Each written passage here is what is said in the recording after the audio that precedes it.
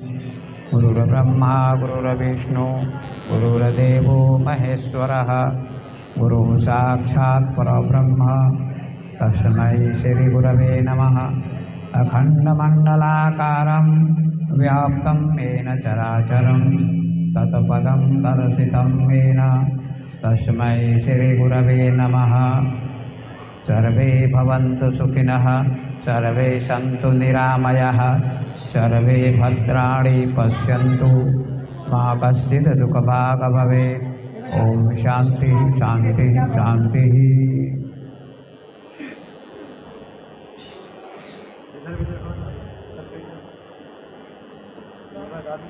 बोलो सद्गुरुदेव भगवान की, संत भगवान की, कृष्ण भगवान की, भक्त और भगवान की।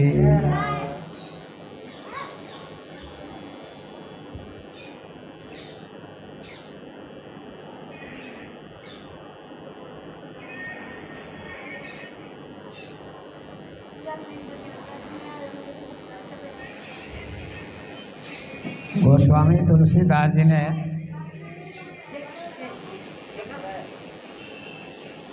संत समाज की महिमा का गान किया।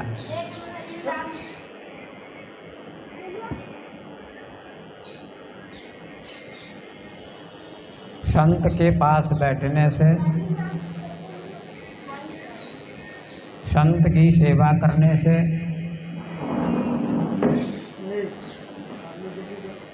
संत का आदर करने से, संत का सम्मान करने से बहुत कुछ मिलता है। आज मैं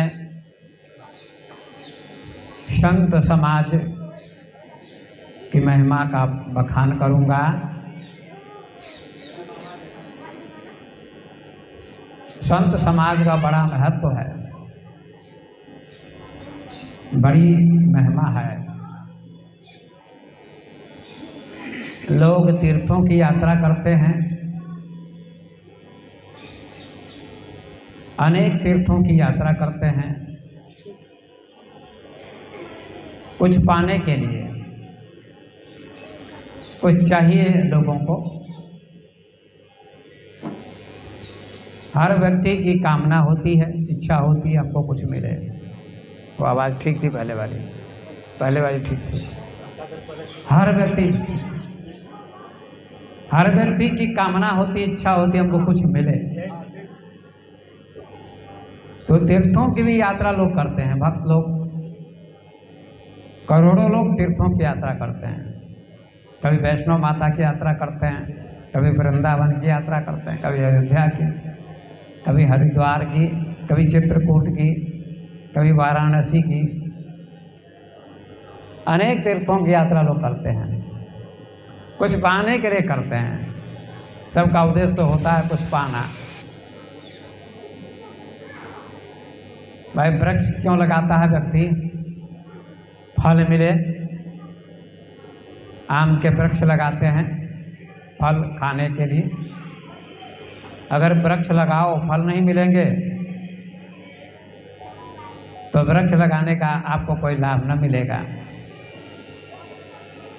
केले का वृक्ष लगाता है केले का फल खाने के लिए, आम का वृक्ष लगाता है आम के फल खाने के लिए, अमरूद का वृक्ष लगाता है अमरूद का फल खाने के लिए।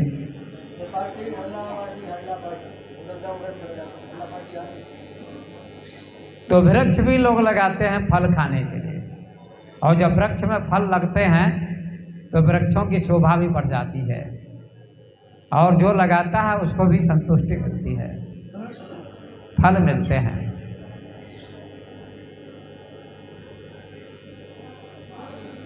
और कोई स्त्री, कोई महिला बच्चे को जन्म देती है तो बच्चा क्या है? माँ के लिए फल है।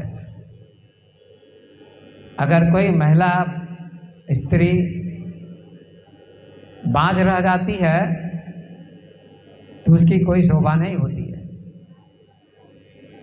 समाज में उसकी आलोचना होती है, निंदा होती है कि ये स्त्री बांझ रह गई।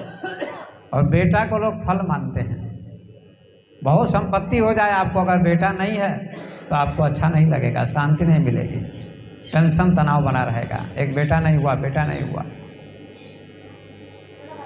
50 बीघे ज़मीन है, 10 लाख बैंक बैलेंस है, बहुत बड़ा मकान है, सारी सुविधाएं हैं, फिर भी बेटे के बिना व्यक्ति को शांति नहीं मिलती। संसार में हर व्यक्ति पुत्र चाहता है, बेटियां 6-6 हो जाती हैं फिर भी संतुष्टि नहीं मिलती, लेकिन एक बेटा चाहिए। क्यों? बेटे से मुक्ति मिलती है, ऐसी लोगों की धारणा है। ये बात गलत है, बेटे से मुक्ति नहीं मिलती है। अगर बेटे से मुक्ति मिल जाए तो साधु संत जो विवाह नहीं करते तो उनको मुक्ति नहीं मिलनी चाहिए, सन्यासी को मुक्ति नहीं मिलनी चाहिए। उनको क्यों मुक्ति मिलती है? उनको मुक्ति मिलती है, उनको और जल्दी मुक्ति मिलती है। ये जो विचारधारा है, ये जो धारणा है कि बेटे से मुक्ति मिलती है, अग्निदान देगा बेटा मरने के बाद तो हमको वैकुंठ मिल जाएगा, स्वर्ग मिल जाएगा, ये धारणा आपकी गलत है। कर्म से मुक्ति मिलती है, भक्ति से मुक्ति मिलती है, न कि बेटे से मुक्ति मिलती है। मानो आपका बेटा नालायक हो गया, आपको बहुत सताता है, क्या आपको अच्छा लगता है? जन्म तो दिया आपने लेकिन अच्छा नहीं लगता, आपको दुख होता है, अशांति मिलती है। बेटा तो पैदा किया हमने लेकिन बेटा नालायक निकल गया, अच्छा नहीं निकला।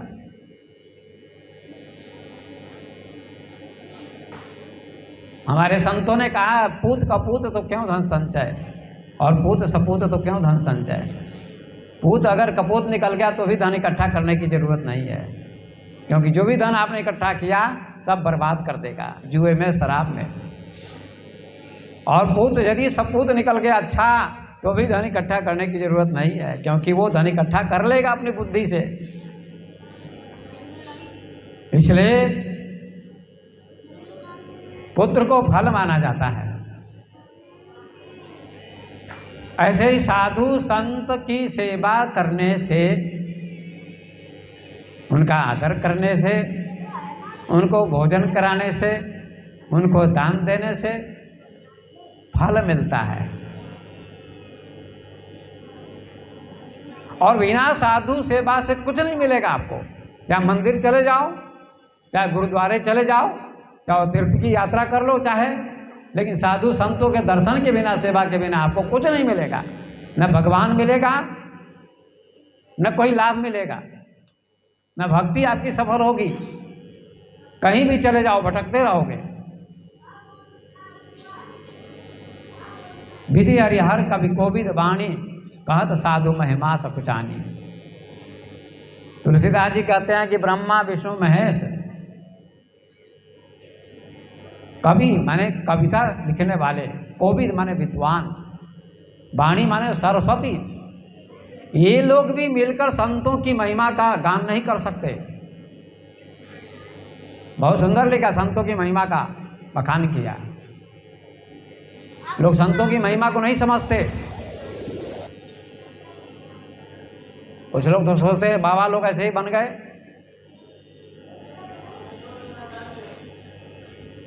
ये धारणा गलत है लोगों की। अगर संत समाज में, संसार में नहीं होंगे तो दुनिया नहीं बचेगी। दुनिया में धर्म नहीं बचेगा, भक्ति नहीं बचेगी, मंदिर नहीं बचेंगे। संत महात्मा ही धर्म को बचाते हैं, मंदिर को बचाते हैं, धर्म की स्थापना करते हैं। आग लगी संसार में, झरी झरी गिरे अंगार, और संत न होते जगत में तो जल मरता संसार। आग लगी आकाश में या संसार में, आग लगी हुई है किस चीज की? क्रोध की, लोभ की, मोह की, विवाद की, वैमनस्य की, ईर्ष्या की, द्वेष की, अहंकार की आग लगी हुई है। आग लगी संसार में, झरझर गिरे अंगार, अंगारे गिरते हैं, लोग जलते हैं। संत न होते जगत में तो जल मरता संसार। यदि संत नहीं होंगे संसार में, संसार जल जाएगा, मर जाएगा।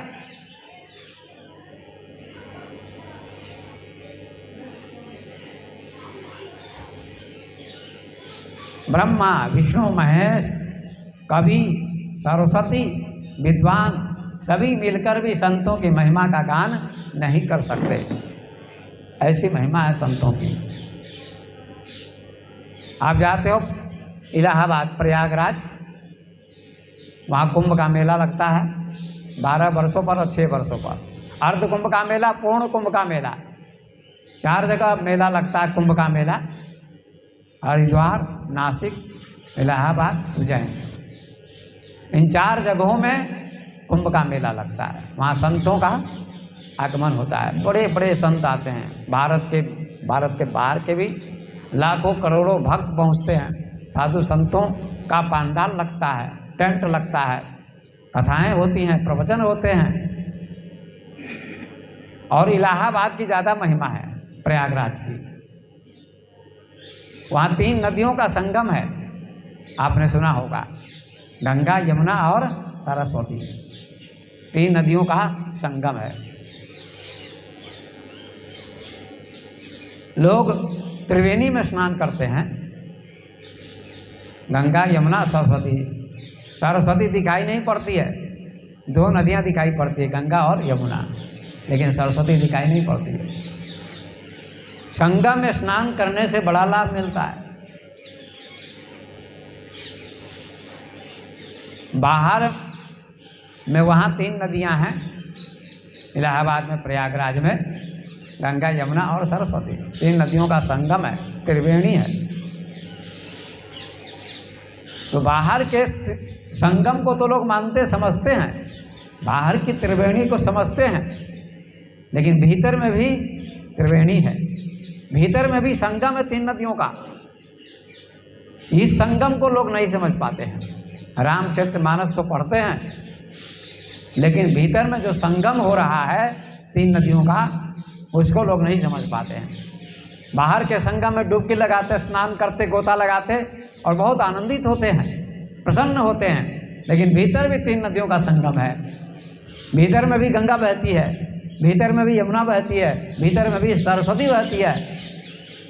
ये 3 नदियाँ भीतर भी बहती हैं।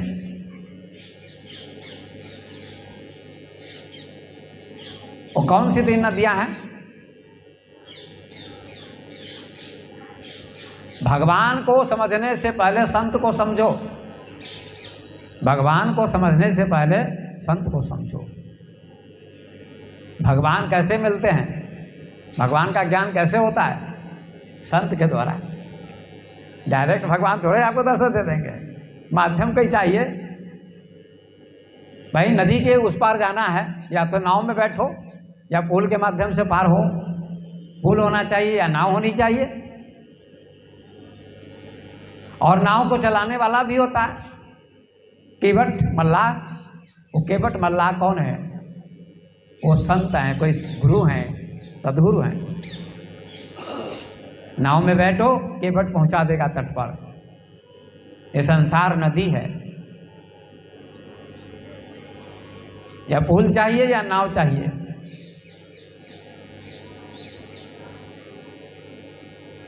तो हमारे भीतर में भी 3 नदियां बहती हैं, गंगा, यमुना, सरस्वती, तीनों नदियां बहती हैं, तीनों का संगम है। इन तीनों को समझिए, तीनों का संगम क्या है। गंगा क्या है? राम भक्ति जहाँ सुरसरी धारा, सरसई ब्रह्म विचार प्रचारा। विधि निषेध में कलिमरि हरणी, कर्म कथा रविनंदनी भरणी। राम भक्ति जहाँ सुरसरी धारा, राम की जो भक्ति है वही गंगा की धारा है। हमारे भीतर में, अंदर में गंगा की धारा कौन है? गंगा कैसे बहती है? जो राम की भक्ति है, भगवान की भक्ति है, वही गंगा की धारा है।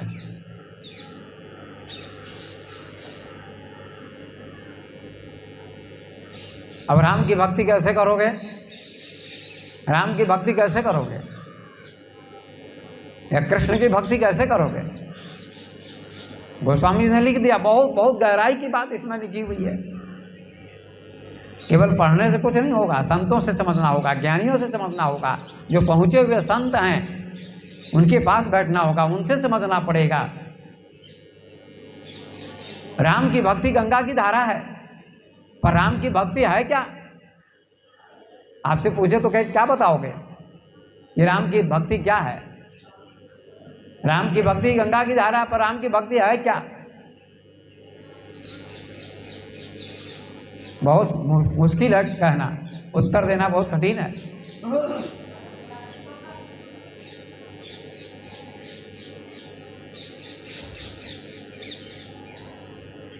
क्या उत्तर दोगे? राम की भक्ति क्या है? क्या उत्तर दिया जाएगा? बहुत कथा सुनते हैं आप लोग, इसका उत्तर कैसे दोगे? राम की भक्ति से पहले संत की भक्ति करनी पड़ेगी। प्रथम भक्ति संतन कर संगा। पहली भक्ति है संतों का संग करना।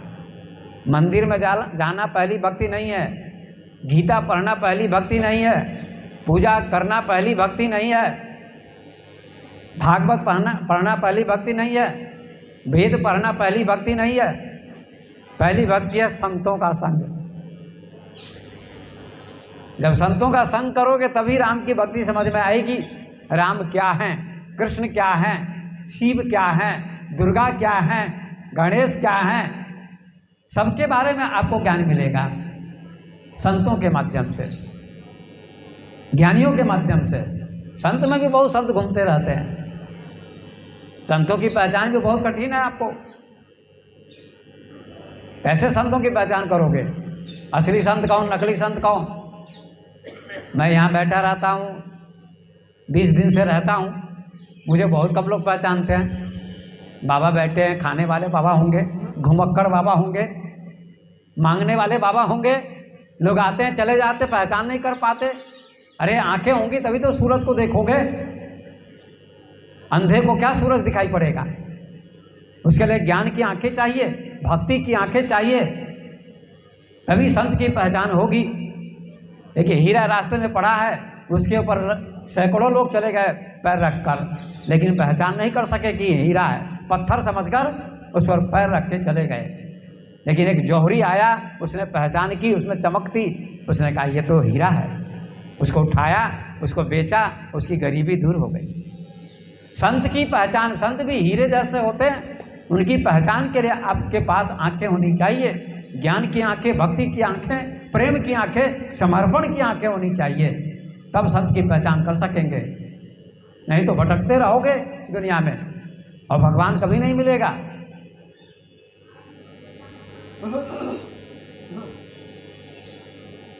इसलिए राम की भक्ति से पहले संत की भक्ति करो। प्रथम भक्ति संतन कर संगा।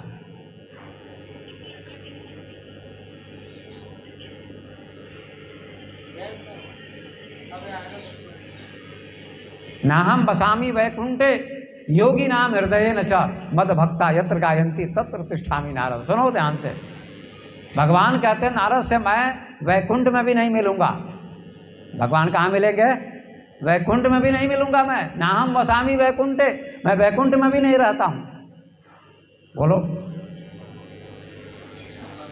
योगी नाम हृदय न च, योगियों के हृदय में भी नहीं रहता हूँ मैं। फिर कहाँ रहते हैं भगवान? कहाँ मिलेंगे? कहाँ उनका निवास है? यद मद भक्ता यत्र गायंती, मेरे भक्त जहाँ मेरा गुणगान करते हैं वहीं मैं मिलूंगा, वहीं मैं रहता हूँ। तत्र तिष्ठामि नारद, जहाँ सत्संग होता है, जहाँ कथा होती है, जहाँ भक्तों का संग होता है, संतों का संग होता है, वहाँ भगवान मिलेंगे। तो राम की भक्ति क्या है? संत की भक्ति राम की भक्ति है, क्योंकि संत के माध्यम से भी राम को जानोगे। राम द्वारे तुम रखबारे होत न आज्ञा बिन पैसारे, हनुमान चालीसा में लिखा है कि राम के दरबार में प्रवेश करने के लिए आपको हनुमान जी से आज्ञा लेनी होगी, तभी राम के दरबार में प्रवेश कर सकोगे। दूसरा कोई उपाय नहीं है। किसी ऑफिसर के पास जाते हैं आप, तो वहाँ कौन होता है? द्वारपाल होता है। रुको महाराज, रुको, हम आज्ञा लेते हैं तो जाने देंगे।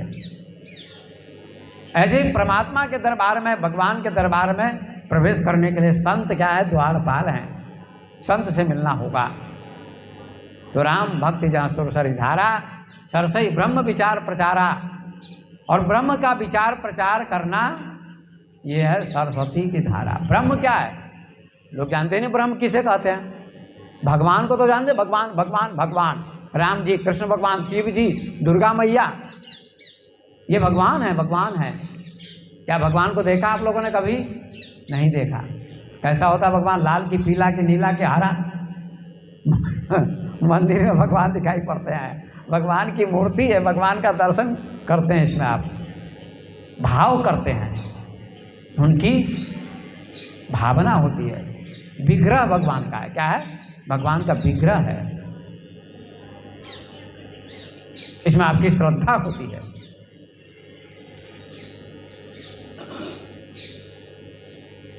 तो ब्रह्म कैसा होता है? भगवान को तो आप जानते हैं, राम भगवान, कृष्ण भगवान, शिव भगवान, पर ब्रह्म को आप नहीं जानते हैं। तुलसीदास जी ब्रह्म शब्द का प्रयोग करते हैं। ब्रह्म क्या है? ब्रह्म क्या है? ये आप लोग नहीं समझ पाएंगे।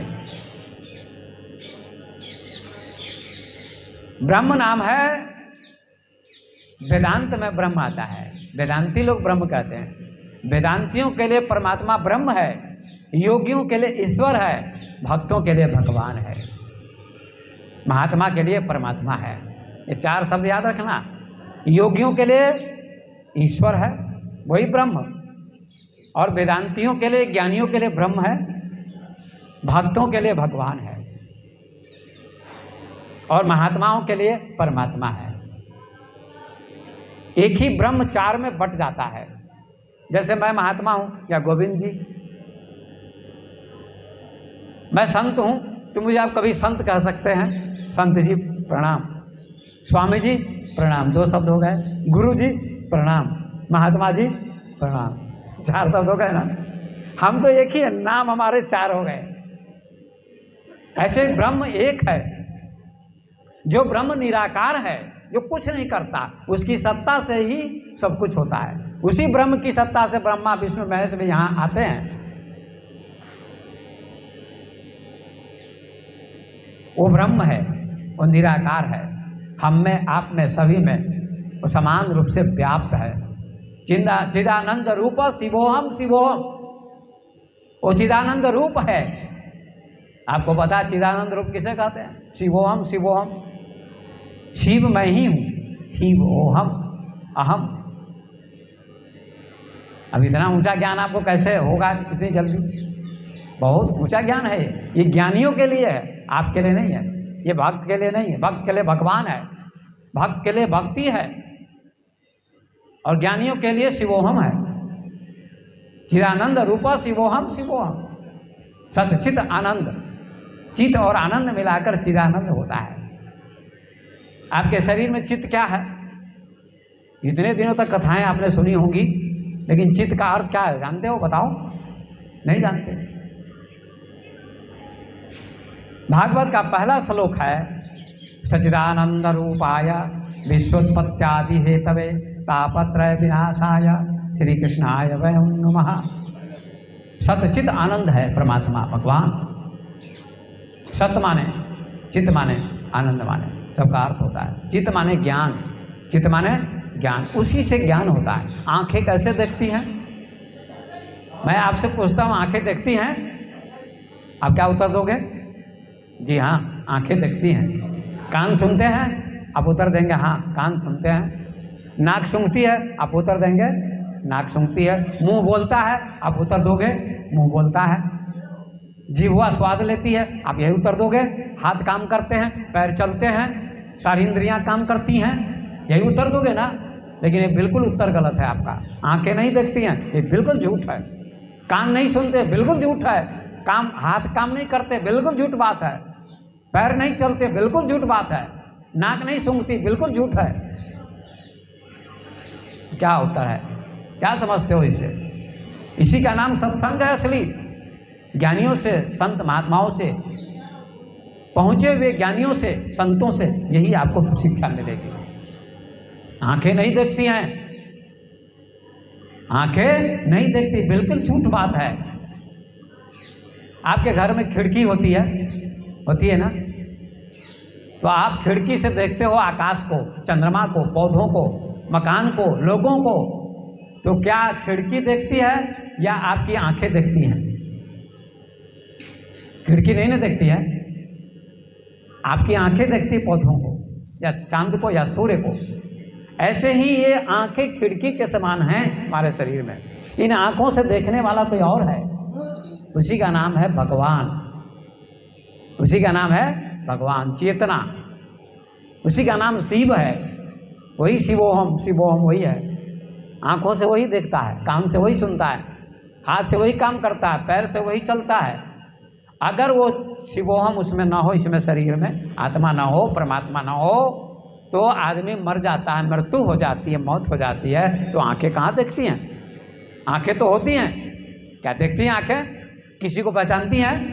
ये हमारी माँ, ये हमारे पिता, ये हमारे भाई, हमारे सगे संबंधी, क्या आंखें किसी को पहचानती हैं? नहीं पहचानती हैं। कान, कोई भी बाजा बजाओ, हारमोनियम या कोई भी बाजा, क्या ये कान सुनेंगे? नहीं सुनेंगे। इन इंद्रियों के अंदर कोई है बैठा हुआ, इंद्रियों के पीछे, वही देख रहा है। ये इंद्रियां खिड़कियां हैं, द्वार है। इंद्री द्वार झरोखा नाना, तहता असुर बैठी करी थाना। ये द्वार है, गेट है, खिड़की है, जिनके माध्यम से, इन द्वारों के माध्यम से आत्मा ही देखती है, परमात्मा ही देखता है।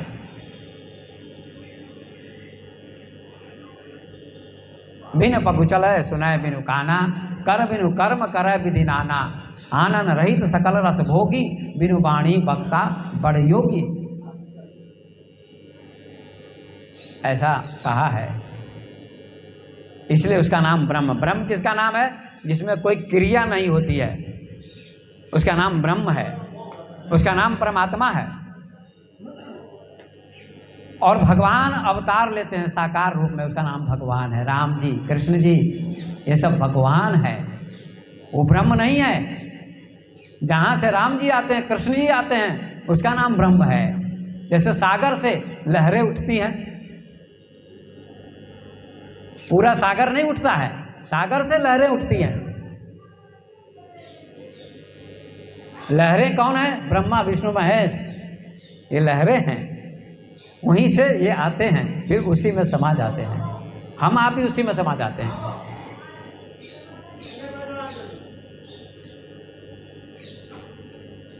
उसी का नाम ब्रह्म है। आज ब्रह्म की परिभाषा समझ लो आप लोग। बहुत प्रवचन सुने होंगे, बहुत कथाएं सुनी होंगी, लेकिन ब्रह्म की परिभाषा बहुत कम लोग जानते हैं। ब्रह्म में कोई क्रिया नहीं, कोई कार्य नहीं, कोई विकार नहीं।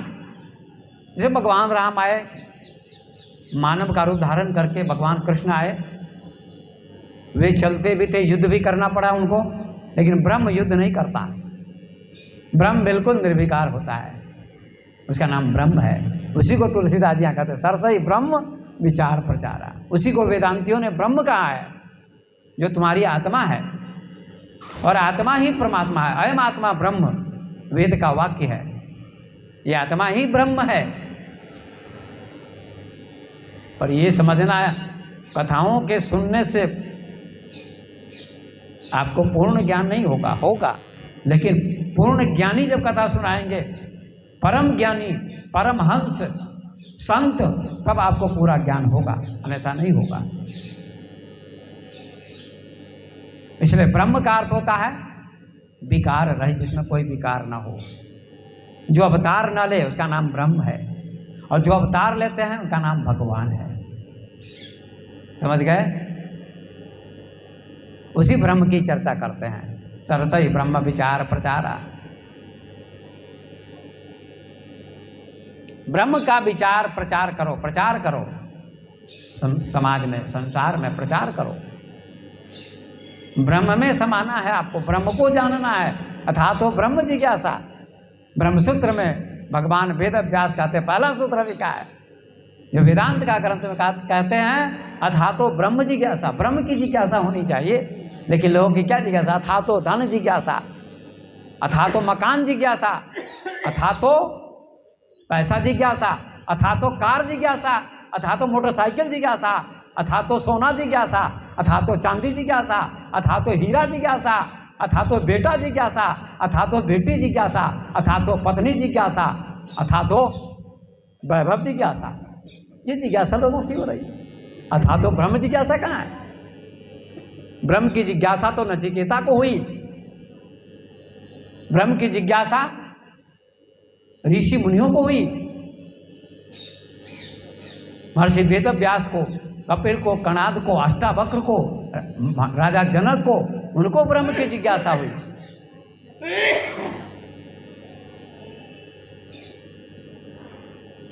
कहाँ से लोग आते सुनने के लिए? लोगों को चाहिए मनोरंजन, ढोलक हारमोनियम खाली पीटो, खूब जोम झमाझम झमाझम, आपके कान फट जाएं। ऐसे भजनों में बहुत आनंद आता है लोगों को। कूदो फादो नाचो, ये क्या है? मनोरंजन है। लेकिन मैं आपको असली ज्ञान दे रहा हूँ। ये ब्रह्म ज्ञान, आत्मज्ञान जीवन का असली ज्ञान है। सरसई ब्रह्म विचार प्रचारा और विधि निषेध में कलिमल हरणी। विधि मतलब करने योग्य, निषेध माने नहीं करने योग्य। उसका नाम यमुना की धारा है। क्या करना चाहिए, क्या नहीं करना चाहिए? जो नहीं करना चाहिए वही लोग करते हैं, जो करना चाहिए वो नहीं करते हैं। क्यों आए हो संसार में? आए थे हरि भजन को, होटल लगे कपास। आए थे हरि भक्ति करने, परमात्मा को जाने, भगवान को जानने, और इस संसार को अपना मानने लगे। संसार तो सपना है, इसी को तुम अपना मानते हो। परमात्मा अपना है, उसको तुम सपना कहते हो। इसलिए बाबा तुलसीदास ने लिखा, उमा कहाऊँ मैं अनुभव अपना, सत हरि भजन जगत सब सपना। भगवान शिव कहते हैं माँ पार्वती से, हे उमा, हे पार्वती, मैं अपना अनुभव सुनाता हूँ आपको। माँ कहूँ मैं अनुभव अपना। तुम्हारा बेटा नहीं है, तुम्हारी बेटी नहीं है, तुम्हारा शरीर भी अपना नहीं है। तुम्हारा शरीर कहाँ है? ये शरीर तो प्रकृति का है, 5 तत्व का है शरीर।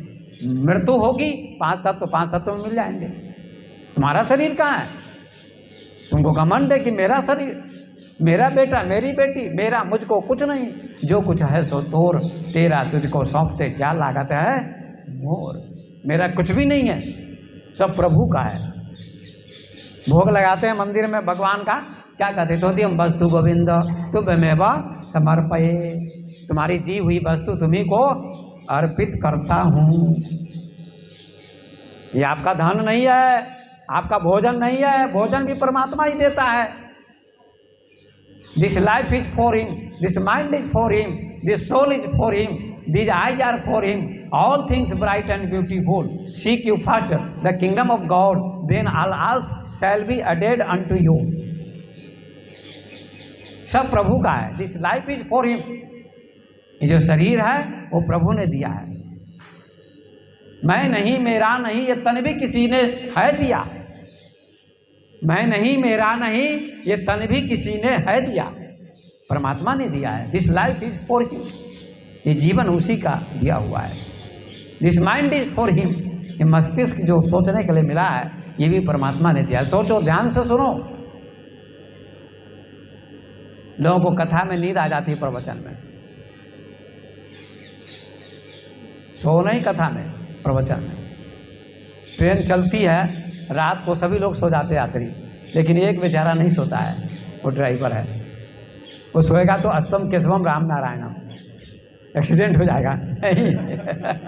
बोलो कृष्ण कन्हैया लाल की, प्रेम से बोलो, बोलो कृष्ण कन्हैया लाल की। जयकारा बोलने में कंजूसी मत बोलो करो। एक होता है कंजूस, एक होता है कंजूस का बाप मक्खी चूस। कंजूस तो अपने खाता, दूसरों को नहीं देता, पर मक्खी चूस न अपने खाता न दूसरों को देता है। घी में मक्खी पड़ जाए, दूध में मक्खी पड़ जाए, और उसके पंख में जो दूध लग जाता है या घी लग जाता है, उसको भी जो चूस जाए, उसका नाम मक्खी चूस। समझे? भगवान के नाम में जयकारा बोलने में भी आप कंजूसी करते हो, मक्खी चूस बनते हो।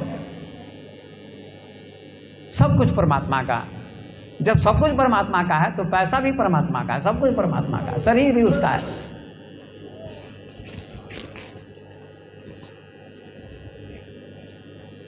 तो विधि माने जो करने योग्य कर्म है उसको करो। चोरी मत करो, झूठ मत बोलो, हिंसा मत करो, हत्या मत करो, पाप मत करो, गलती मत खाओ। ये निषेध है। क्या है? निषेध।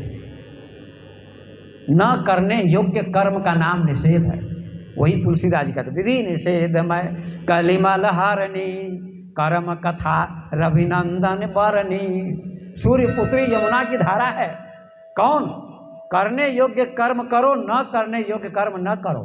सेवा करो, सत्संग करो, भक्ति करो, देश की सेवा, समाज की सेवा, माता पिता की सेवा, संत महात्मा की सेवा, गरीबों की सेवा, भूखे को भोजन दो, प्यासे को पानी दो, रोगी को दवा दो, नग्न को वस्त्र दो। यही सबसे बड़ा धर्म है, यही सबसे बड़ी पूजा है, ये सबसे बड़ा पाठ है, सबसे बड़ी भक्ति है। ये याद रखना। नंगे को वस्त्र दो, भूखे को भोजन दो और प्यासे को पानी दो। आपने सुना होगा ना, जो प्यासे को पानी पिलाया नहीं, बाद अमृत पिलाने से क्या फायदा। प्यास लगी है, मर गया प्यास के मारे, आप उसको अमृत पिलाने जाते हो, अब पिलाने से क्या फायदा होगा। पहले पिलाओ, प्यास लगे उसमें पिलाओ, जीवित हो जाएगा। संत एक नाथ थे महाराष्ट्र के, वाराणसी से जल भरकर कांवड़ लेकर जा रहे थे। कहाँ? रामेश्वरम। रामेश्वरम है ना दक्षिण भारत में, दक्षिण भारत में रामेश्वरम है। यहाँ भगवान राम ने शिव भगवान की पूजा की, सेतु का निर्माण हुआ और भगवान राम लंका गए। वहीं जा रहे थे जल चढ़ाने, अर्पण करने। संत एक नाथ, उनके साथ 10-20 संत थे, मंडली चलती थी। हरिद्वार में मंडली चलती है संतों की। ऐसे एक मंडलेश्वर होते हैं, एक कोतवाल होते हैं और बाकी संत महात्मा होते हैं, साथ साथ चलते हैं। संतों की मंडली चलती है। और भगवान आपको कहाँ मिलेगा? संतों की मंडली में भगवान नजर आए, संतों की मंडली में भगवान नजर आए। संतों की मंडली में ही भगवान नजर आएंगे, भगवान का दर्शन होगा। ये कान खोलकर सुन लो। तुम संत की पहचान कर लोगे, संत की सेवा कर लोगे, तो परमात्मा अपने आप तुम्हारे पास दौड़ के आ जाएगा। परमात्मा के पास आपको जाना नहीं पड़ेगा, ये याद रखना। परमात्मा के पास आपको जाने की जरूरत नहीं है, आपके पास परमात्मा आएगा। राम बुलावा भेजिया दिया कबीरा रोए, जो सुख साधु संग में सो बैकुंठ न होए। कबीर साहब जो थे बहुत क्रांतिकारी संत थे। 119 वर्ष तक धरती पर रहे, हिंदू मुसलमान को समता का संदेश सुनाया। और जब उनका अंतिम समय आया तो भगवान विष्णु ने नारद जी को भेजा, जाओ कबीर जी को बुला कर ले आओ। अब उनका समय हो गया पूरा, अब धरती पर उनको रहने की जरूरत नहीं है, जो काम करना था उन्होंने कर लिया, अब बैकुंठ में बुला कर ले आओ उनको। देखो नारद जी आते हैं कबीर जी के पास और कहा, कबीर जी आपको भगवान विष्णु ने बुलाया है, आप बैकुंठ चलिए। कहा आप कौन है? कहा मेरा नाम नारद है, मैं घूमता रहता हूँ, भगवान का गुणानुवाद करता रहता हूँ, गुणगान करता रहता हूँ। तो कबीर साहब कहते हैं नारद जी से कि वैकुंठ में, मैं आपसे पूछता हूँ, वैकुंठ में कितने लोग हैं ये बताइए पहले हमको, वैकुंठ में कितने लोग रहते हैं? तो नारद जी कहते हैं वैकुंठ में एक भगवान विष्णु, एक लक्ष्मी जी, 2 और 2 द्वारपाल जय विजय 4, और एक मैं कभी कभी चला जाता हूँ, वो भी मैं ठहरता नहीं हूँ। कुल मिलाकर 4 लोग स्थायी रूप से रहते हैं और बाकी मैं कभी कभी चला जाता हूँ। तो मेरी तो कोई गिनती नहीं है, मैं तो घूमता रहता हूँ, मुझे श्राप मिला हुआ है। जो 4 लोग ही रहते हैं। तो कबीर साहब ने कहा वहाँ सत्संग होता है, कथा होती? कहा नहीं, कथा होता नहीं होती वहाँ, केवल बस रहते हैं, बस हो गया, बैकुंठ खाली है। तो कहा ऐसे बैकुंठ में मैं नहीं जाऊँगा, ऐसे बैकुंठ में मैं नहीं जाऊँगा। तो कबीर साहब बोलते हैं, राम बुलावा भेजिया दिया कबीरा रोए, जो सुख साधु संग में सो बैकुंठ न होए। जो सुख साधु संग में मिलेगा आपको, वो बैकुंठ में भी नहीं मिलेगा। ये सत्य कहा। कबीरा असंगति साधु की, जौ की रोटी खाए। अगर जौ की रोटी भी मिल जाए आपको खाने के लिए तो संत का संग करो, संत के पास बैठो, उनकी सेवा करो। खीर खांट भोजन मिले, सांकट संग न जाए। मांसाहारी का संग मत करो, चोर का संग मत करो, डाकू का संग मत करो। अगर खीर भी वहाँ मिले, हलवा भी मिले तो वहाँ मत जाओ। संत के पास नमक रोटी भी मिले तो वहाँ बैठो, वहाँ शांति मिलेगी, ज्ञान मिलेगा, आनंद मिलेगा। तो संत एक नाथ जा रहे थे कहाँ? रामेश्वरम। जल भर के भगवान शिव को अर्पण करने के लिए भगवान शिव ने संत एकनाथ की परीक्षा की कि इसको सब जगह शिव दिखाई पड़ते हैं कि नहीं, हम दिखाई पड़ते हैं कि नहीं, इसकी परीक्षा की। तो भगवान शिव ने गधे का रूप बनाया और जहाँ संत एकनाथ जा रहे थे अपनी मंडली के साथ, आगे गधे के रूप में लौटने लगे, धरती पर छटपटाने लगे। प्यास के मारे छटपटा रहा था गधा, माने शिव जी ही छटपटा रहे गधे के रूप में। संत एकनाथ की परीक्षा हो रही है कि ये सब में, गधे में भी शिव देखते हैं कि नहीं देखते हैं। भक्त का अर्थ होता है केवल मंदिर में ही भगवान को न देखो, मंदिर में भी देखो, मंदिर में दर्शन करो, विशेष विग्रह है भगवान का। साथ में कोई भूखा आपके घर पर आ जाए तो उसको भी भगवान समझ के भोजन दो, प्यासे को पानी पिला दो, ये धर्म होगा। गधे के रूप में लोटपोट लगाने लगे। बहुत प्यासा था वो गधा, बल्कि वो गधा नहीं था, भगवान शिव ही थे। संत एकनाथ कहते संतों से, अरे ये तो गधा बहुत छटपटा रहा है, इसको बड़ी प्यास लगी लग रहा है, और जो हम रामेश्वरम में पानी ले जा रहे हैं, जल ले जा रहे हैं भगवान शिव को अर्पण करने के लिए, क्यों नहीं इसी गधे को पिला दिया जाए। तो संतों ने कहा, अरे एकनाथ जी आप क्या बोलते हैं, ये भगवान शिव को अर्पण करने के लिए आप ले जा रहे हैं जल, इस गधे को पिलाएंगे? गधे को, इस गधे को मत पिलाओ, भगवान शिव नाराज हो जाएंगे। संत एकनाथ कहते हो जाने दो, नाराज तो हो जाने दो, लेकिन मुझे तो लगता है शिव जी गधे के रूप में आए हैं, ऐसा लग रहा है मुझे। वो जानते सब कुछ थे, लेकिन ऐसा उन्होंने संतों से कहा, लगता है कि शिव जी गधे का रूप बना के आए हैं, इसलिए मैं इस गधे को ही पानी पिलाऊंगा। जो भी जल था वो गधे को पिला दिया। गधा बड़ा संतुष्ट हुआ, तुरंत भगवान शिव प्रकट हो गए और संत एकनाथ को दर्शन दिया। बोलिए शंकर भगवान की जय। भगवान शिव कहते हैं, संत एकनाथ आप धन्य हैं, धन्य हैं कि आपने गधे के रूप में भी मुझको पहचान लिया, गधे के रूप में भी मुझको पहचान लिया। कुत्ता में भी वही है, भगवान ही है। आपने सुना होगा संत नामदेव भगवान के परम भक्त थे, पंढरपुर के। ध्यान से सुनो, संत नामदेव प्रत्येक दिन भगवान का भोग लगा के खाते थे। जैसे यहाँ भगवान का भोग लगता है तब हम लोग भोजन करते संत महात्मा, ऐसे भगवान का भोग लगाए बिना मत खाओ। आओ जी भोग लगाओ मेरे मोहन, आओ जी भोग लगाओ मेरे मोहन। सबरी के पैर सुदामा के तंडुल, सबरी के पैर सुदामा के तंडुल। रुचि रुचि भोग लगाओ मेरे मोहन, रुचि रुचि भोग लगाओ मेरे मोहन। आओ जी भोग लगाओ मेरे मोहन, आओ जी भोग लगाओ मेरे मोहन।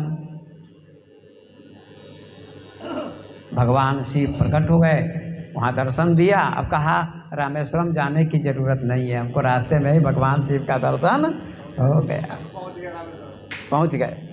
जिसके लिए जा रहे थे वो तो रास्ते में मिल गए, तो फिर रामेश्वरम जाने की क्या जरूरत है। रामेश्वरम ही उठ के आ गए भक्त के पास, तो अब रामेश्वरम जाने की क्या जरूरत है। धाम ही उठ के पास आपके पास आ गए, भगवान ही आ गए, तो फिर आपको धाम में जाने की क्या जरूरत है। देखो असली भक्त कौन है, नकली भक्त कौन है, मैं आपको बता दूं। भागवत कथा ही मैं करूंगा, मैं ही करूंगा यहाँ 9 दिनों तक, ये दुर्गा पूजा में, नवरात्रि में, ये सोच लो। तो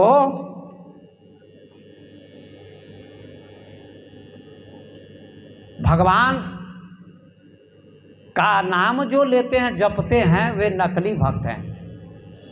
आप कहिए बाबा ये तो बात किसी संत ने नहीं बताई आज तक। जो भी लोग भगवान का नाम जपते हैं वे असली भक्त नहीं है, ये याद कर लो, वे नकली भक्त हैं। फिर असली भक्त कौन है? जो भगवान का नाम नहीं जपते हैं वही असली भक्त है। आप कहोगे प्रमाणित करो बाबा स्वामी जी, मैं प्रमाणित करता हूं आप। हनुमान जी महाराज गए ब्रह्मा जी के पास। ब्रह्मा जी ने 2 डायरी निकाली, ध्यान से सुनना, 2 डायरी निकाली। एक डायरी हनुमान जी को दिखाई, ठीक है। उस डायरी में करोड़ों भक्तों के नाम लिखे हुए थे, करोड़ों भक्तों के नाम थे, और हनुमान जी का नाम कहीं नहीं था। हनुमान जी को बड़ा आश्चर्य हुआ, मैं इतना परम भक्त, इतना बड़ा भक्त राम जी का, और मेरा नाम इस डायरी में कहीं नहीं है। लेकिन हनुमान जी को बुरा नहीं लगा, हनुमान जी को बुरा नहीं लगा। हनुमान जी ने सोचा, कहा हो सकता है हम में कोई कमी रही होगी, इसलिए डायरी में मेरा नाम नहीं आया होगा। देखो, सच्चा भक्त भगवान पर आरोप नहीं लगाता है कभी। जो भगवान पर आरोप लगा दे, कभी वर्षा नहीं हो रही, अभी बिहार में वर्षा नहीं हो रही, नेपाल में त्राहिमाम है पानी के लिए, पानी सूख रहा है। अब कुछ लोग भगवान को दोष लगाते हैं, भगवान बहुत अन्यायी है, भगवान ठीक नहीं है, ये नहीं है, वो नहीं है, अन्याय करता है भगवान। भगवान की कोई गलती नहीं है, तुम्हारी गलती, हमारी गलती है। इस नेचर को, प्रकृति को आदमी खराब कर रहा है, वैज्ञानिक, इसलिए वर्षा कम हो रही है, प्रकृति में विकृति हो रही है। तो हनुमान जी कहते हैं हो सकता है मुझ में कोई गलती रही हो, इसलिए मेरा नाम डायरी में नहीं आया होगा। हनुमान जी को कोई घमंड अहंकार नहीं था। ब्रह्मा जी दूसरी बार लाए दूसरी डायरी, उसमें केवल एक ही आदमी का नाम था। उस डायरी में, दूसरी डायरी में केवल एक ही व्यक्ति का नाम था। हनुमान जी को उन्होंने दिखाया, ब्रह्मा जी ने, देखो ये डायरी है, इसमें एक व्यक्ति का नाम है। कहा किसका नाम, जरा दिखाइए। हनुमान जी ने पढ़ा तो हनुमान जी का ही नाम था, हनुमान जी का ही नाम था उस डायरी में, केवल एक हनुमान जी का नाम। क्यों? हनुमान जी ने कहा इस डायरी में सिर्फ मेरा नाम क्यों है? उस डायरी में करोड़ों भक्तों के नाम हैं, जो भगवान का नाम जपते हैं उसमें करोड़ों भक्तों के नाम हैं। जो लोग भगवान का नाम जपते हैं उनके नाम हैं पहली डायरी में, और इस डायरी में, दूसरी डायरी में आपका नाम है हनुमान जी, क्योंकि आपका नाम राम जी जपते हैं। आप इतने परम भक्त हैं कि आपका नाम भगवान जपते हैं, भगवान लेते हैं, हनुमान हनुमान हनुमान हनुमान। इतना समर्पण हो तो भगवान भी आपका नाम लेंगे, आपका नाम जपेंगे। जिसका नाम भगवान जपते हैं, भगवान लेते हैं, वह असली भक्त है, ये याद रखना। लेकिन समर्पण होना चाहिए आपका। समर्पण में अपने को खत्म कर दो, मिटा दो। जैसे दूध में पानी मिल जाता है, पानी अपने को मिटा देता है, दूध में बन जाता है पानी। ऐसे आपका मन, आपका विचार, आपका जीवन सब परमात्मा में बन जाए। बूंद सागर में मिल जाती है तो बूंद मिट जाती है, सागर बन जाती है। ऐसे आप मिट जाओ तो परमात्मा आप हो जाओगे, परमात्मा में मिल जाओगे। तो नामदेव जी महाराज सब दिन भोग लगाकर खाते थे। एक दिन रोटियां बना रहे थे, सेक रहे थे, भगवान कुत्ते का रूप धारण करके आए, एक रोटी लेकर भागने लगे। नामदेव जी कहते प्रभु रुक जाओ, इसमें घी नहीं लगा है, आपके मुंह में रोटी गड़ेगी, चुभेगी, खाने में दिक्कत होगी। इसमें रोटी, इस रोटी में घी लगा लेने दो, चुपड़ देने दो, चुपड़ी रोटी खाएंगे आप तो अच्छा लगेगा आपको। कितना भाव था उनका। इस रोटी में घी नहीं लगा, चुपड़ी रोटी नहीं है। भगवान कुत्ते के रूप में थे, भगवान प्रकट हो गए विष्णु रूप में और नामदेव को दर्शन दिया। कहा आप धन्य हैं, कुत्ते में भी आप भगवान को देखते हैं। ये असली भक्त की पहचान है। विद्या विनय संपन्ने ब्राह्मणे कवि हस्तने सुनी चैव स्वपाके च पंडिता समदर्शिना। जो विद्या से विनय है, संपन्न है, ज्ञानी है, ऐसा व्यक्ति कुत्ते में, ब्राह्मण में हाथी में, चांडाल में, स्त्री में, पुरुष में, हाथी में, घोड़े में, कीड़े में, मकोड़े में, समस्त ब्रह्मांड में परमात्मा का दर्शन करता है, उसी का नाम असली भक्त है, वो ज्ञानी भक्त है। कल मैं आपको चर्चा सुनाऊंगा, कल मैं आपको कथा सुनाऊंगा 4 भक्तों की। आज संतों की सेवा करने से कितने फल मिलते हैं ये मैं सुना रहा हूँ। 3 नदियों की चर्चा की मैंने, गंगा, यमुना, सरस्वती। राम भक्ति जहाँ सुरसरी धारा, राम की भक्ति ही गंगा की धारा है। और ब्रह्म का विचार करना, प्रचार करना, ब्रह्म के बारे में जानना, ये क्या है? सरस्वती की धारा है। और क्या करना चाहिए, क्या नहीं करना चाहिए, इसका नाम विधि निषेध है। अच्छा कर्म करो, बुरा मत करो, सुख दो, दुख मत दो, चोरी मत करो, डकैती मत करो, हत्या मत करो, झूठ मत बोलो, गलत कर्मों का त्याग करो, इसका नाम निषेध है। और अच्छा कर्म करो, सुख दो, ये क्या है? विधि है। यही यमुना की धारा है। अधिक लोग तो बुरे कर्म ही करते हैं, दूसरों के बारे में बुरा सोचते हैं, अच्छा सोचते ही नहीं लोग।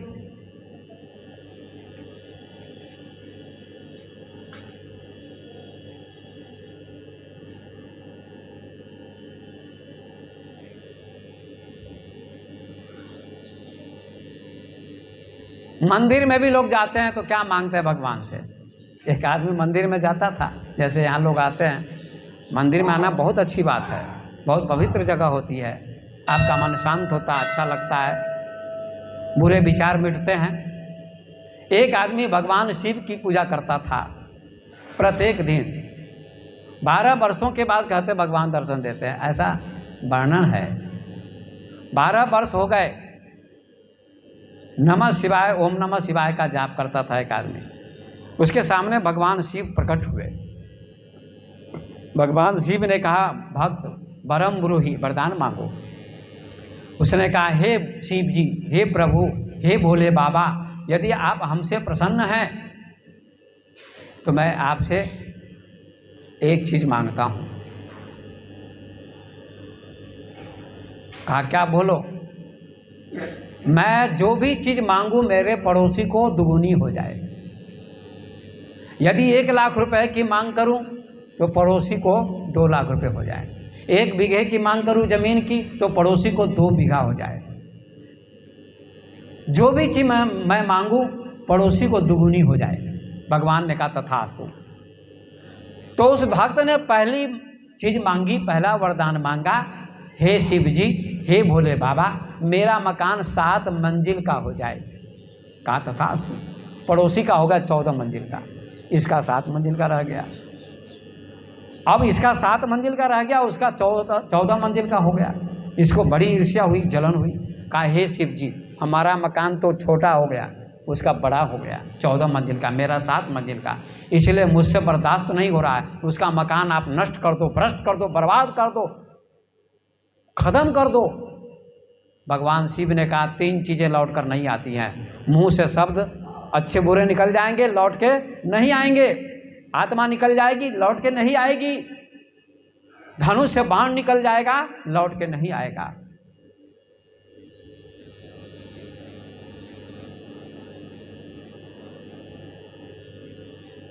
आत्मा लौट के नहीं आएगी, पहली बात। शब्द अच्छे बुरे निकल जाएंगे, वो लौट के नहीं आएंगे। और धनुष से बाण निकल जाता है तो लौट के नहीं आता। ये 3 चीजें लौट कर कभी नहीं आती हैं। ऐसे मैं वचनबद्ध हो चुका हूं, अब दूसरा वरदान मांगो। 14 मंजिल का मकान हो गया तो हो गया, अब लौटेगा नहीं वरदान। भक्त ने कहा, प्रभु हे बोले बाबा, तो ठीक है, दूसरा वरदान दीजिए। मेरे आंगन में एक गड्ढा हो जाए, कुआं, बहुत बड़ा कुआं। कहा, तथास्तु। इसके आंगन में 1 हो गया, उसके आंगन में 2 हो गए। वरदान मांगने वाले भक्त ने कहा, अब अच्छा हुआ भोले बाबा, वो गड्ढे में गिरेगा तो हमको खुशी होगी, आनंद आएगा, मजा आएगा। गड्ढे में गिरेगा, आनंद आएगा, अब अच्छा हुआ। भगवान शिव ने कहा, अरे मूर्ख, मन ही मन कहते तू मूर्ख है। फिर कहते तीसरा वरदान मांग ले। क्या है तेरा तीसरा वरदान, क्या मांगना चाहता है बोल। तो तीसरे वरदान में उसने क्या मांगा? कहा, हे बोले बाबा, यदि आप प्रसन्न हैं मेरी भक्ति से तो मेरी एक आंख फूट जाए। बहुत चालाक था। कहा मेरी एक आँख फूटेगी तो उसकी दोनों गायब हो जाएंगी, दोनों फूट जाएंगी। कहा तथास्तु, तो इसकी एक गायब हो गई, उसकी दोनों गायब हो गई। वो अंधा हो गया। कहा अब बहुत आनंद आ रहा है। वो अंधा हो गया। प्रभु बोले बाबा अंधा हो गया, 14 मंजिल के मकान पर चढ़ेगा कैसे? चढ़ेगा, गिरेगा, फिर कुएं में गिरेगा, मुझे आनंद आएगा, खुशी मनाऊंगा, नाचूंगा। भोले बाबा कहते रे मूर्ख, ऐसा वरदान कभी नहीं मांगना चाहिए, तुमने गलत वरदान मांगा है। तो मंदिर में जाकर किसी के लिए बुरा मत सोचो, अच्छा सोचो, अच्छा सोचो, अपने से भी ज़्यादा सोचो कि उसको सुख मिले, पड़ोसी को। आपका बेटा भी प्रोफेसर बने, आपका बेटा भी डॉक्टर बने, आपका बेटा भी इंजीनियर बने, आपका बेटा भी अच्छा हो और दूसरे का बेटा भी अच्छा हो, ऐसा सोचना, इसका नाम ही भक्ति है, भाव। तो गोस्वामी जी कहते हैं संत समाज में 4 फल मिलते हैं। उस दिन एक दिन मैंने परसों तरसों बताया था कि संत के पास बैठने से, सत्संग से 5 चीज़ें मिलती हैं। उस दिन मैंने बताया था। आज 4 फल मिलते हैं, इसकी चर्चा मैं कर रहा हूँ। अब मैं 10 मिनट में बोल के विराम दूंगा। कल फिर 4 भक्तों की चर्चा करूंगा, बहुत सुंदर चर्चा होगी। 4 भक्तों की चर्चा करूंगा मैं, सुनते रहिए आप लोग, मैं सुनाता रहूँगा। अधिक संख्या में आइए, संख्या आपकी बढ़नी चाहिए। लेकिन ढोलक हारमोनियम ये बाजे होते हैं ना, साज बाज, तो लोगों को अच्छा लगता है। लेकिन ज्ञान सुनो, उससे अच्छा ज्ञान होता है, वो मनोरंजन है, उसकी भी ज़रूरत है बीच बीच में, लेकिन कथा होगी तो चलेगा। वो चटनी है, चटनी। कभी कभी चटनी लोग खाते हैं ना भोजन में, चटनी आप लोग खाते हैं ना? चटनी समझते हैं आप लोग? नहीं समझते हैं। नहीं, वो उधर नेपाल बिहार में चटनी, धनिया की चटनी बनती है, हरा हरा धनिया होता है ना, उसकी चटनी सिलबट्टे पर पीस के लोग खाते हैं, उसको चटनी बोलते हैं। बहुत अच्छी लगती है, भोजन में स्वाद आ जाता है। अरे आप समोसे खाते उसमें चटनी देते हैं, दुकानदार देते हैं ना, हाँ, उसको चटनी बोलते हैं। तो चटनी से क्या पेट भरता है? नहीं भरता है, पेट तो भरता है भोजन से। ऐसे संगीत क्या है? चटनी है, उसकी भी ज़रूरत है बीच बीच में कभी कभी। लेकिन अगर वो नहीं हो तो भी पेट भरेगा। आपको मैं असली ज्ञान दे रहा हूँ, ये मनोरंजन नहीं दे रहा हूँ मैं। समझने का प्रयास करो आप लोग। कथाएं आपने बहुत सुनी होंगी, लेकिन वैज्ञानिक व्याख्या, मनोवैज्ञानिक व्याख्या, आध्यात्मिक व्याख्या, व्यवहारिक व्याख्या, पारिवारिक व्याख्या मैं आपको सुनाऊंगा भागवत कथा में। जो आपने कभी व्याख्या नहीं सुनी होगी वो मैं सुनाऊंगा आपको। मैंने सैकड़ों हजारों ग्रंथों का अध्ययन किया है, मैं अनुभवी हूँ, मैं पढ़ा लिखा काफ़ी हूँ, आचार्य मैंने किया है संस्कृत से, मैंने 10 पुस्तकें लिखी हैं। ये सोच लो, मेरा प्रवचन YouTube पर जाता है, आप लोग सुन सकते हैं, स्वामी विवेक ऑफिशियल। 10 पुस्तकों की रचना मैंने की, लिखी है मैंने। एक पुस्तक मेरी छप चुकी है, भक्ति मार्ग, रामचरितमानस पर मैंने पुस्तक लिखी है, और भी बहुत सारी पुस्तकें मैंने लिखी हैं। इसलिए आप लोग आओ और सुनो। तो गोस्वामी जी कहते हैं सुनी समझहि जन्म मुदित मना, मज्जहि अति अनुराग, लहि चारि फल अचत तनु साधु समाज प्रयाग। साधु के समाज रूपी प्रयाग में 4 फल मिलते हैं, ध्यान से सुनना। प्रयागराज में स्नान करने से आपको फल मिलता है, स्नान करने का, शीतलता मिलती है, शरीर ठंडा हो जाता है। 3 नदियों की मैंने चर्चा की, गंगा की, यमुना की, सरस्वती की। गंगा क्या है? राम की भक्ति गंगा, और ब्रह्म का विचार सरस्वती, और क्या करना है क्या नहीं करना है इसका नाम यमुना। अब यहाँ साधु के समाज को प्रयागराज कहा जाता है। क्या कहा जाता है? प्रयागराज। प्रयागराज सभी तीर्थों का राजा है। क्या है? तीर्थों का प्रयागराज, इसीलिए उसका नाम रखा गया राज। वहाँ यज्ञ चलते थे बहुत ज़्यादा। आइए, 4 फल मिलते हैं। साधु समाज प्रयाग लहि चारि फल अचत तनु। कौन से 4 फल मिलते हैं? धर्म, अर्थ, काम और मोक्ष, यही 4 फल मिलते हैं। मैं 5 मिनट में इसकी व्याख्या करके विराम दूंगा। साधु के समाज में, साधु के समाज रूपी प्रयाग में गोस्वामी तुलसीदास जी कहते हैं 4 फल मिलते हैं। ये 4 फल आप लोग अपने घर में ले जाओ, अपने जीवन में ले रखो, अपनाओ, धारण करो, तो आपका जीवन मंगलमय होगा, आपका कल्याण होगा। वो 4 फल कौन है? धर्म, अर्थ, काम और मोक्ष। 4 पुरुषार्थ कहे जाते हैं। क्या कहे जाते हैं? 4 पुरुषार्थ हैं। पहला है धर्म। धर्म का ज्ञान होगा आपको। धर्म का ज्ञान सभी को नहीं होता। धर्म का ज्ञान जो साधु के समाज में आते हैं उनको होता है। धर्म क्या है, धर्म क्या है, इसका ज्ञान होगा आपको। अब आपसे पूछा जाए कि धर्म की क्या परिभाषा है, क्या बताओगे? वैसे तो लोग जानते हैं हिंदू धर्म है, बौद्ध धर्म है, जैन धर्म है, ईसाई धर्म है, इस्लाम धर्म है, यहूदी धर्म है, पारसी धर्म है। 300 धर्म है पृथ्वी पर, लेकिन यहाँ उन धर्मों की चर्चा नहीं है। यहाँ धर्म का अर्थ होता है, धर्म कहते हैं सत्य को। गोस्वामी जी ने लिखा, धर्म न दूसर सत्य समाना, आगम निगम पुराण बखाना। सत्य के समान कोई धर्म नहीं दुनिया में। सत्य बोलो। कितने लोग सत्य बोलते हैं? आजकल मोबाइल चलाते हैं लोग, मोबाइल पर कितना झूठ बोलते हैं लोग। रहेंगे घर पर, कहेंगे आ रहा हूँ, रास्ते में हूँ। होंगे घर पर, रहेंगे घर पर, बोलेंगे रास्ते में हूँ, आ रहा हूँ, चिंता मत करो। बहुत झूठ बोलते हैं मोबाइल पर। सत्य बोलो, सत्यम वद धर्मम चर। वेद कहते हैं सत्य बोलो, धर्म का आचरण करो। सत्य बोलने की चीज नहीं, सत्य धारण करने की चीज है। सत्य बहुत कठिन है। सत्य कौन बोला दुनिया में, जानते हैं आप? 100% सत्य कौन बोला? हरिश्चंद्र। 100% सत्य का उच्चारण किया उसने, तो उसका मरा हुआ बेटा भी जीवित हो गया। चंद टरे सूरज टरे, टरे जगत व्यवहार, पै दृढ़ श्री हरिश्चंद्र के टरे न सत्य विचार। चंद्रमा रात के बदले दिन में उगे, सूरज दिन के बदले रात में उगे, लेकिन हरिश्चंद्र का सत्य टलने वाला नहीं है। सत्य में जयते, उपनिषद में लिखा, सत्य की विजय होती है, नानृतम, झूठ की विजय कभी नहीं होती।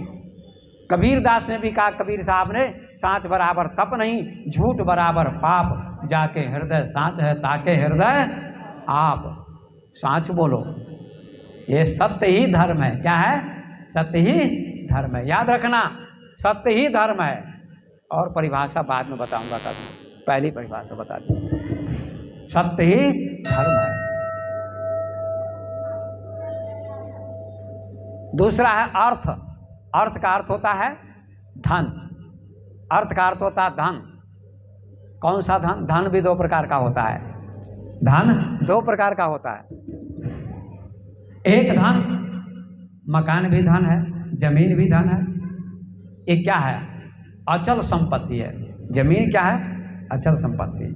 मकान क्या है? अचल संपत्ति। जमीन कभी चलती नहीं है, चलती है, लेकिन पैसा जो है चल संपत्ति है, करेंसी उसका नाम है। जो एक हाथ से दूसरे हाथ में जाता है उसका नाम करेंसी होता है। और पैसा ऐसी गंदी चीज दुनिया में कोई भी नहीं है। पैसा ऐसी गंदी चीज दुनिया में कोई भी नहीं है, क्योंकि पैसा जो हत्या करता है मुर्गे की, बकरे की, उसके हाथ में वो पैसा जाता है। वही पैसा आपके हाथ में भी चला आएगा फिर कभी न कभी। गंदे से गंदे आदमी के हाथ में पैसे जाते हैं, फिर साधु के हाथ में भी पैसे आ जाते हैं। लेकिन साधु के हाथ में जब आते तो पैसे पवित्र हो जाते, क्योंकि संत महात्मा उसका सदुपयोग करते हैं, धर्म में परोपकार में लगाते हैं, इसलिए पैसे का सदुपयोग हो जाता है। एक ये धन है करेंसी। चल अचल 2 प्रकार की संपत्ति होती है, ये धन। और दूसरा, यहाँ इस धन की चर्चा नहीं है। साधु के समाज में कौन धन मिलेगा आपको? मैं आपको कौन सा धन दूंगा? मेरे पास न जमीन है न मकान है, मैं आपको क्या दूंगा? जमीन मुझे तुम दो, मकान तुम मुझे दो, पैसे तुम मुझे दो, कपड़े तुम देते हो, पैसे तुम देते हो, भोजन तुम देते हो, आप ही लोग न देते हैं, भक्त लोग ही न देते हैं। संत के पास एक चीज है, वह चीज है ज्ञान का धन, जो मैं आपको सुना रहा हूँ 4 दिनों से। ये ज्ञान का धन इस धन से भी बड़ा धन है, जिसको चोर नहीं ले सकता, डाकू नहीं ले सकता, भाई नहीं छीन सकता, कोई भी नहीं ले सकता। ऐसा धन संत महात्मा देते हैं आपको, अचल अमर संपत्ति। तुलसीदास जी ने कहा, राम का नाम हृदय में धरो, न सड़े न गले नहीं होत पुराना, दिन दिन बढ़े कबहू न घटे, नहीं आग लगे नहीं चोर चुराना। औरन के घर द्रव्य बसे, तुलसी घर राम के नाम खजाना। औरन के घर द्रव्य बसे, लोगों के घर में द्रव्य होता है, सोना होता है, चांदी होती है, हीरे होते हैं, मोती होते हैं, न जाने क्या क्या गहने होते हैं, संपत्ति होती है। तुलसीदास जी कहते हैं औरन के घर द्रव्य बसे, तुलसी घर राम के नाम खजाना। लेकिन मेरे घर में तो राम का नाम है, राम के नाम का खजाना है मेरे जीवन में, मेरे घर में, इसको कोई नहीं छीन सकता। आज वही तुलसीदास जी की रामायण, रामचरितमानस, जिसका लाखों लोग पाठ करते हैं, उस संपत्ति का पाठ करते हैं, ज्ञान की संपत्ति का पाठ करते हैं, ज्ञान प्राप्त करते हैं। वो धन प्राप्त करो संतों के पास आकर, उसका नाम है अर्थ। क्या नाम है?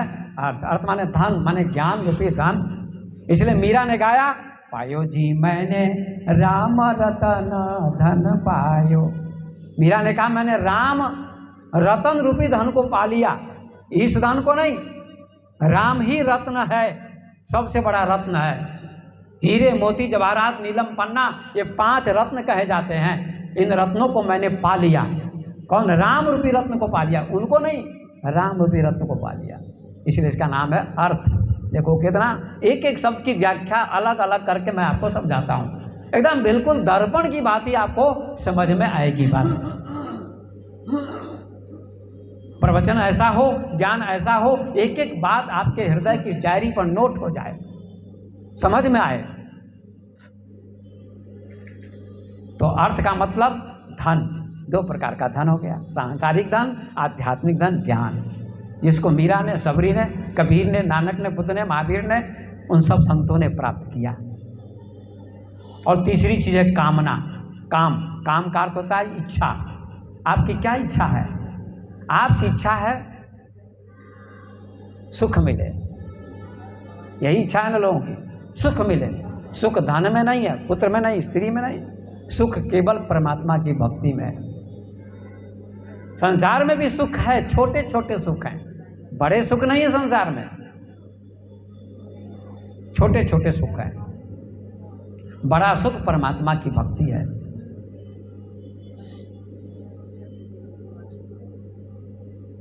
रात में बल्ब जलाते हैं आप, हम नहीं, घर में या मंदिर में कहीं भी, लेकिन सूर्योदय जब हो जाता है तो बल्ब की कोई ज़रूरत नहीं है।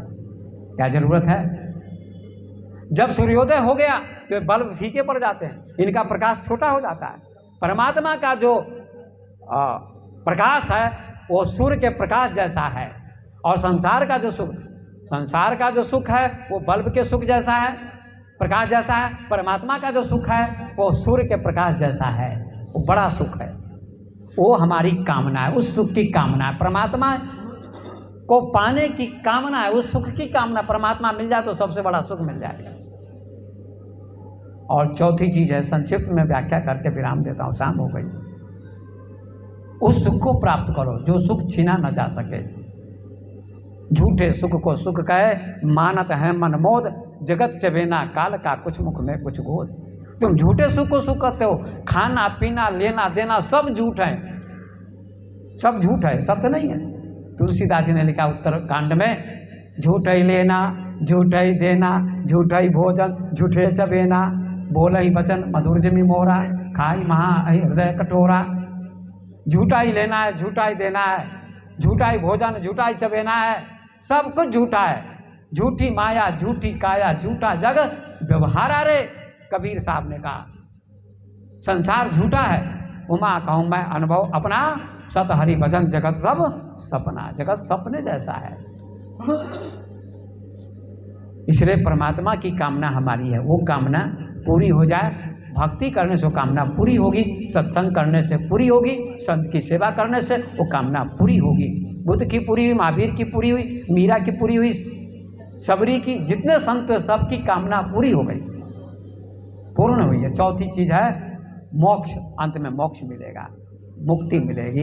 यही 4 फल हैं संत की सेवा करने से। संत के समाज रूपी प्रयागराज में यही 4 फल मिलते हैं, धर्म अर्थ काम और मोक्ष। लही 4 फल अछत तनु साधु समाज प्रयाग। इस शरीर के रहते रहते ये 4 फल मिल जाएंगे, मृत्यु के बाद नहीं।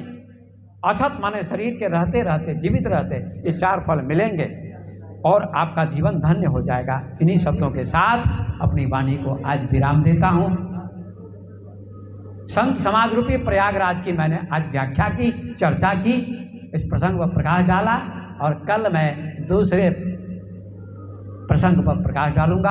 आप लोग इससे भी ज़्यादा संख्या में आइए तो ज़्यादा अच्छा लगेगा हमको बोलने में। हम 5-5 हज़ार 10-10 हज़ार के बीच भीड़ में बोलते हैं। यहाँ तो हमको आप लोग जानते नहीं, यहाँ के लोग अभी जहाँ मैं रहता हूँ वहाँ बोलता हूँ तो हज़ारों की भीड़ लग जाती है मेरी बात सुनने के लिए, हज़ारों की भीड़ लग जाती है। स्वामी विवेक बाबा आए हुए हैं, मेरे नाम से हज़ारों की भीड़ होती, दौड़ते हैं लोग। पंडाल में जगह नहीं मिलती है, भागवत कथा में भी 5-5 हज़ार की भीड़ होती है। अब यहाँ तो मुझे जानते नहीं, लेकिन पहली बार कथा करने का मौका मिलेगा। अभी प्रवचन कर रहा हूँ, ये कथा नहीं कर रहा हूँ। कथा 9 दिनों की होगी वहाँ उस मंच पर, अभी प्रवचन सुना रहा हूँ आपको, सत्संग सुना रहा हूँ। तो मैं निवेदन करता हूँ आप माता बहनों से भी, भाइयों से भी, और लोगों को भी कहिए, आप लोग निमंत्रित कीजिए, बुलाइए। थोड़े ज़्यादा लोग होंगे, थोड़ी ज़्यादा संख्या होगी तो बोलने में और भी आनंद आएगा। चलो कोई बात नहीं, आप लोग भाग्यशाली हैं।